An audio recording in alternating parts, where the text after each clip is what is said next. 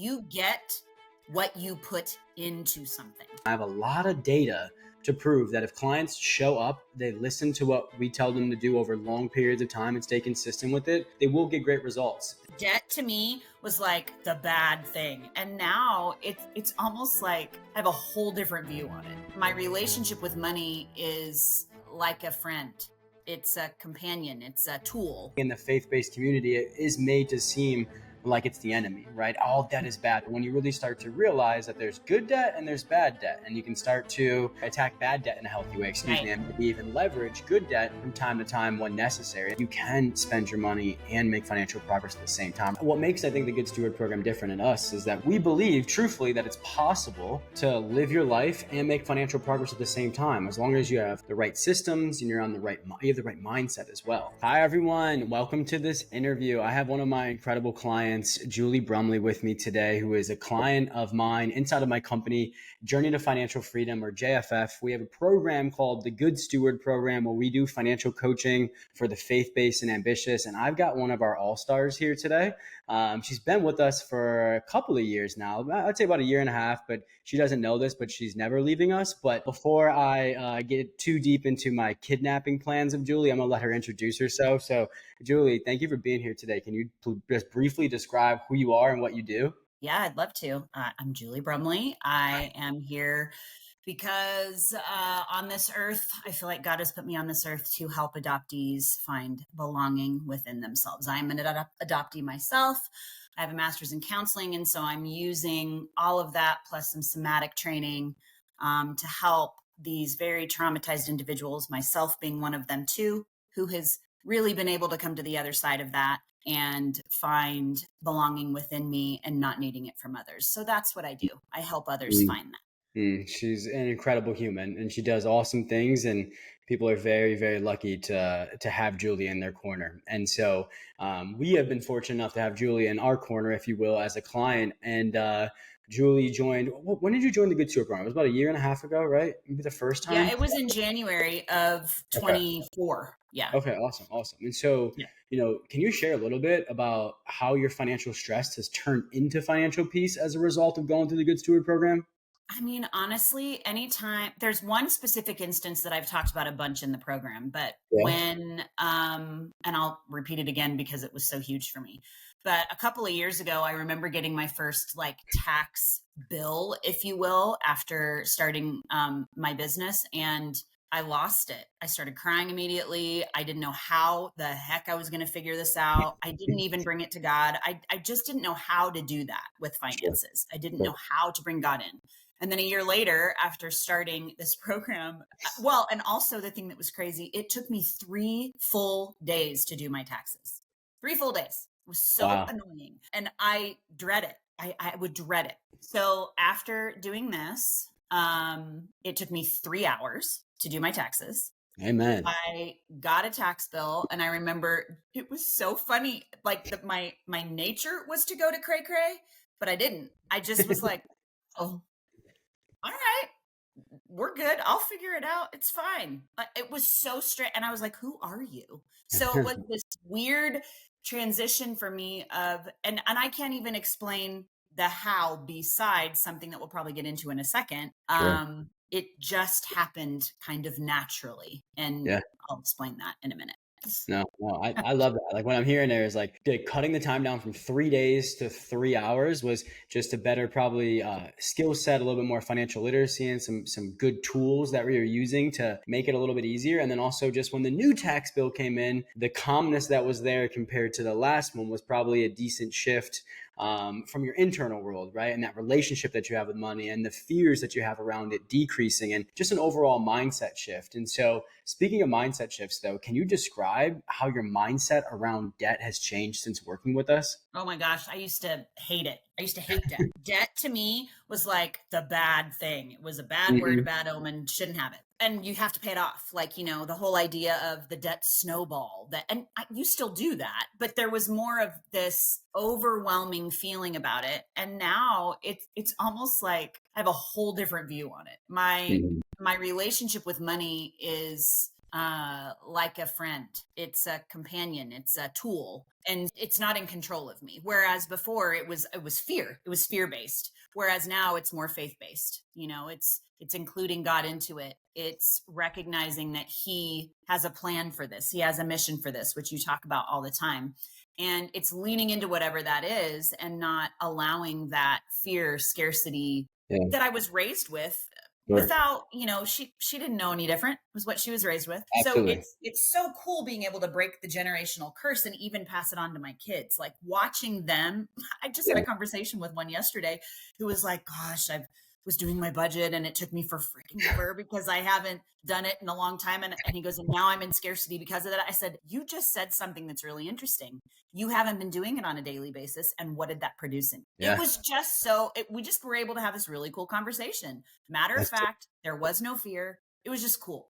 That's so good. That's so good. And Julie's referencing, I believe, 22 or 23-year-old son. What's Sutton? This was my 24-year-old who you have Oh, not met yet, my okay. oldest. So she's Yeah. got multiple of her sons on our budgeting system that we've taught her and that she's been really enjoying. And, just going back to the beginning of this, like, I'm happy to hear that there's been a mindset shift around debt, because I think in the faith-based community, it is made to seem like it's the enemy, right? All debt is bad. But when you really start to realize that there's good debt and there's bad debt, and you can start to, attack good debt in a healthy way and maybe even attack bad debt in a healthy way, Right. and maybe even leverage good debt from time to time when necessary. And so when you do that, it actually does help you overcome challenges because you're not focusing on the wrong things, and you can also have a nice tool and a good mindset to help you overcome some challenges. And so speaking of challenges, like, what were the main challenges you faced before working with us? And two-part question here. And did you feel that the only way to grow past them was to either make more money or to cut out your lifestyle you enjoyed?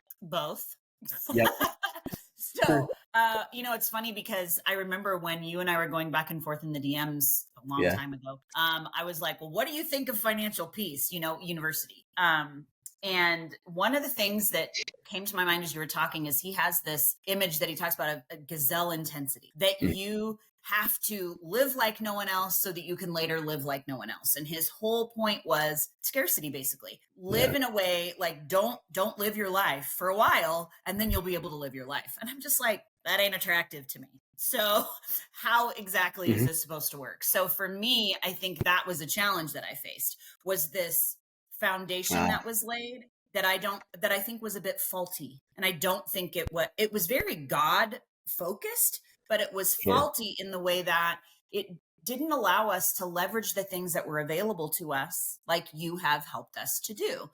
Yeah. So I think for me, the main challenge was overcoming that hurdle and allowing my mind to get around something that was different. Different is always hard, right? So Yeah. it was being able to get my mind around that. Yeah. I think I'm happy you brought that up. I wasn't expecting that to be your answer, and I didn't know that, but it's a really good response, because I think it just shows that, like, what makes, I think, the Good Steward program different in us is that we want you to live your life. We want you to spend your money, but in a calculated, controlled, and confident fashion. And we believe truthfully that it's possible to live your life and make financial progress at the same time, as long as you have the right systems and you have the right mindset as well. And again, nothing wrong with, Dave's approach, but it's kind of like an all or nothing thing, and a lot Right. of humans are I like that. agree. There's nothing It's wrong with either I'm it, but making financial progress or I'm spending my money, right? It's like yes. I'm either growing financially or I'm shrinking financially. It's like, which I get the logic, but what I'm trying to say here is I'm happy that you've realized that, like, if you're just on the right systems and have the right mindset and have good console, then, like, you can spend your money and make financial progress at the same time, or can live your life and make financial progress at the same time. And so, again, on the topic of progress here, you have had some pretty awesome results. And so would you mind sharing some tangible results with us? Like maybe like amount of debt paid off, money saved, investments made, or money that's growing, whatever comes to mind for you. Yeah, I think it's not going to be as big as you would think, and here's why. So when I read this question and thought about it, I was like, oh gosh. So the reason I started your program, okay, Mhm. was, and you know this, is because I was going through a divorce, and I had never by myself had to manage a budget.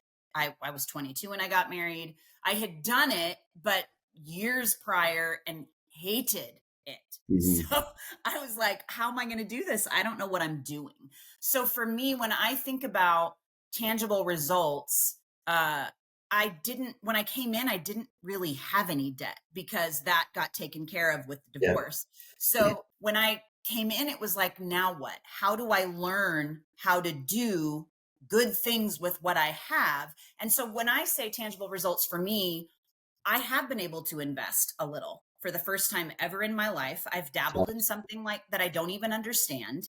But how cool is that? I was so scared to do that before. I didn't know how. And so now there's a little bit, I got a little bit growing over here, and That's how that's it so fun, starts. right? Yeah. That's how it starts, is with the little. And I think when it comes to the tangible results, I've built a business. I have Yeah. never in a million years, if you'd asked me that from the ground up, of something that felt like a lightning bolt to my body, you need to do this. And I'm like, how? I don't even know what I'm doing.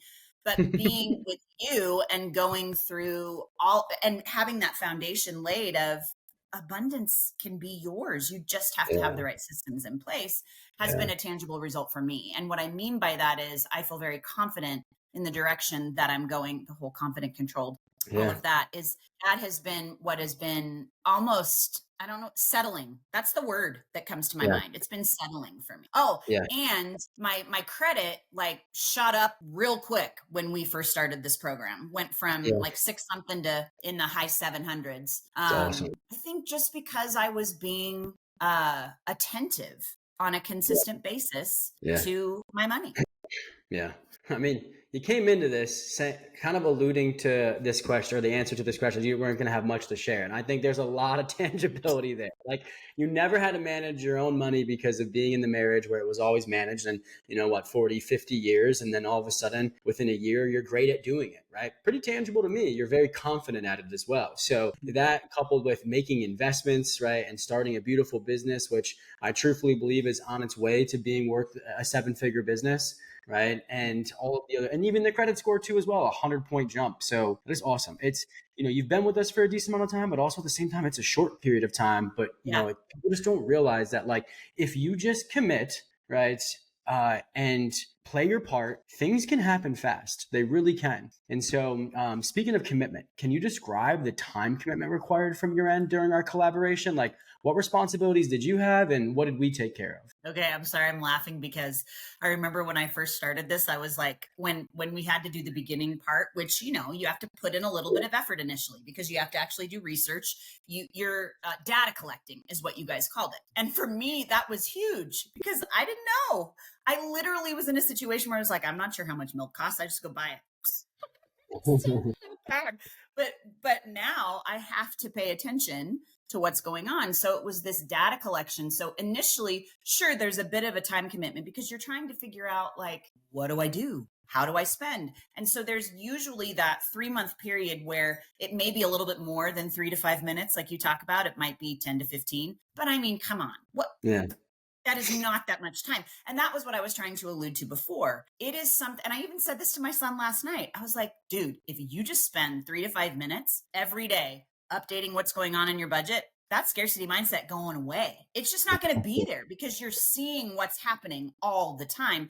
And you can spend time with it and feel like, I don't know, there's something, like I said, settling about that. I So love it. that time commitment for me now. So there was a little bit initially, right? But Yeah. you set up all of the systems. I just input everything. So I got this massive document, I shouldn't say massive document, but it's a great document where it has, your personal and your business, and you provide all of these things that you've created. We just input everything. And Yeah. then we have a coach who's there to help us. Like, we can direct message them and be like, hey, I'm having a hard time with this. Can you help me? It's like, I don't know. It's like having somebody in your back pocket. Yeah, I appreciate that because I think when I asked this question to a couple of other clients, I think they might have skipped over the beginning initial phase and kind of just went into, once that's set up, the maintenance, So like, I definitely agree. At the beginning, it's like you got to put in a little bit of work because we got to collect your numbers. We got to be able to see what's actually going on with your finances to then be able to build some strategy off that. So it's a little bit of work in the beginning to collect your numbers, track, get used to doing it every day. But the idea is, after a couple of months and you're up and running, it should really, from a budgeting perspective, at least be 3 to 5 minutes a day. And then collectively, probably in our program, I'd say, I don't know what, an hour and a half a week. I like, was about to say that. Yeah. Well, no, and you're then good. there's the calls. Yeah, you Yeah, got to yeah, kind of yeah. like And calls or talking with your coach or your own coach. Like, so there's a group calls and individual calls. So, you're probably looking at, depends on which calls you attend, maybe an hour collectively put together for the week to really partake in the program. Would okay, you I agree? just have to say something to this. Okay. Yeah. You get what you put into something, Amen, period. sis. I Period. agree. It drives me so crazy when people are like, well, I'm not noticing the change. Well, are you showing up? Like, show up. And so I think that's part of, for me, and you know this about me. Like, I am, as an Enneagram 1, I show up, and I forgot all about that. Yeah, there's a couple of calls that you can go to every week. I immediately put those on my calendar. I Yes, love I'm that. going. I will be there. Yeah. And so it was the 2 hours. For me, it was 2 hours. And that's nothing, really. Yeah. When you're trying to learn about something new, invest in that. So I Yeah. forgot about that part. And I love that because there's repeated teaching that will help me, that repetition, as we know in our brains, will help me understand it more and continue to be putting this stuff into practice. It's awesome. Yeah, that's so good. And I appreciate you bringing that up, though, because I always say our program is your mirror. We are not perfect, right? Of course not. We're always growing. But at the same point, like, you'll get out of the program what you put into it. And I was talking to a friend yesterday and I was like, are we perfect? No. But also at the same time, I have a lot of data to prove that if clients show up, they listen to what we tell them to do over long periods of time and stay consistent with it, they will get great results. And so, it's just crazy sometimes. So, like, really, 2 hours a week is nothing. It's a big surprise a lot of times. And so I know that was one of your surprises. Is there anything else that surprised you about our services, or maybe JFF in totality? That I could love budgeting. I mean, seriously, it totally surprised me.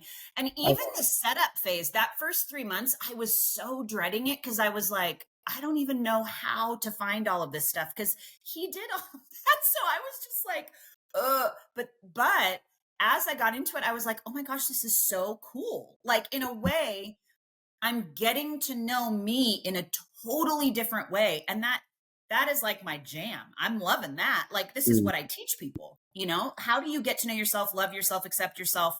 And this was a huge piece of it. It was a piece of me that I had avoided.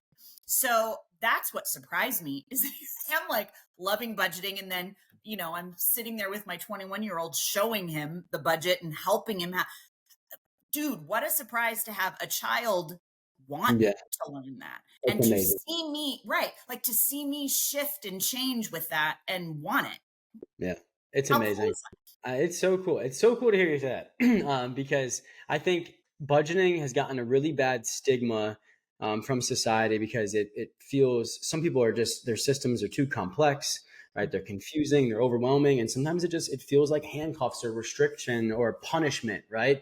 It's almost like a swear word to some people, right? They like tense up, and it's like that? that shouldn't Yes. be the case, right? If you're Yes. budgeting the right way, right, it should allow you to live your life. It should allow you to spend your money. It should decrease your stress and anxiety, right? It should be empowering, not restricting. And so I appreciate you sharing that because 10 years ago or so, when I first created the system, that was one of my first thoughts. I'm like, this is awesome. Like, I feel so much better after every time I do it, and my finances are getting better. And so I appreciate you sharing that with us. And as we wrap up here, I think this question will be really good for you because I think it took you a little bit to dive in with us, Becky too, a couple of your other friends. And so I'm curious, if someone's on the fence about working with us and they're listening to this, what would you tell them? Oh gosh, that's so funny. The way you just introed that makes me laugh. It did take me a while. I am one of those who I need relational proof. Equity. I don't know how to describe it. Like, and you provided that. You surprisingly showed up for me and would answer my questions. I mean, dude, it probably took me a year to make the decision. So Mhm. anyway, what I would say is, why are you on the fence? There's so many people who have proof that this system works for them. Mhm.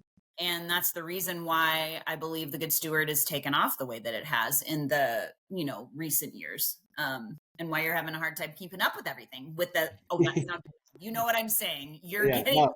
figuring it out, but that's a good problem. Yeah. It's a good Yeah. problem. So 1,000%.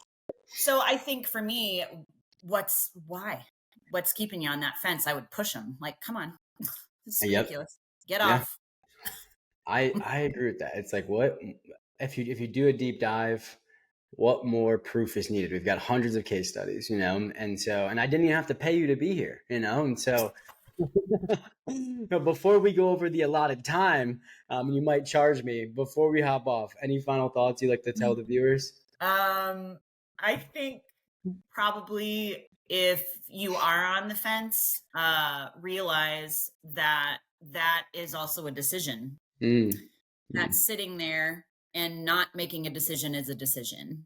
And one of the things that you and I talk about all the time is, if you really are there on that fence, then take some time in stillness and listen to what God is trying to tell you to do.